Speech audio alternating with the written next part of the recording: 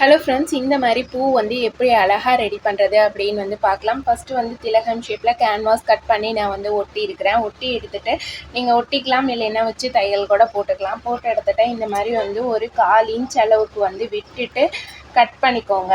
நமக்கு வந்து அப்போ தான் நம்ம உள்ள மடிச்சு திருப்புறதுக்கு சரியாக இருக்கும். இது வந்து நான் மேலே வந்து லேஸ் வச்சு தான் வந்து ஸ்டிச் பண்ண போகிறேன்.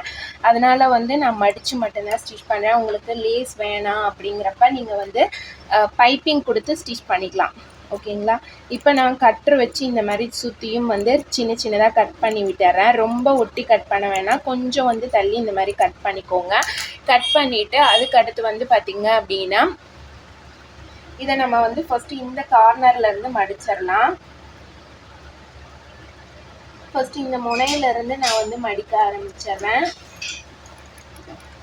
மடிச்சுட்டு இந்த பிசுரெல்லாம் நமக்கு வருது பார்த்தீங்களா, இதெல்லாம் இந்த மாதிரி ஒரு நீடில் வச்சு அந்த நீடில் இப்படி வந்து நீங்கள் வந்து வச்சுட்டு தைச்சிங்க அப்படின்னா, மடித்து விட்டுட்டு தைச்சிங்க அப்படின்னா உங்களுக்கு ரொம்ப ஈஸியாக இருக்கும்.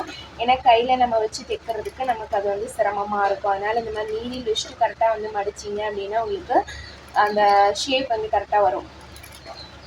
அதே மாதிரி இப்படி லாஸ்ட் வரையும் நீங்கள் வந்து ஸ்டிச் பண்ணிக்கோங்க. ஓகே, இப்போ ஃபுல்லாக வந்து ஸ்டிச் பண்ணியாச்சு. அவ்வளோதான் பாருங்கள். இப்போ இந்த மாதிரி வந்து ரெடி ஆயிரும் நமக்கு திலகம் ஷேப்பில். இந்த மாதிரி தான் நான் இது எல்லாமே ரெடி பண்ணியிருக்கேன். இதை வந்து நம்ம இந்த பிளேஸில் வச்சு அட்டாச் பண்ணதுக்கப்புறமே இது மேலே வந்து லேஸ் வச்சு நம்ம வந்து ஸ்டிச் பண்ணிக்கலாம்.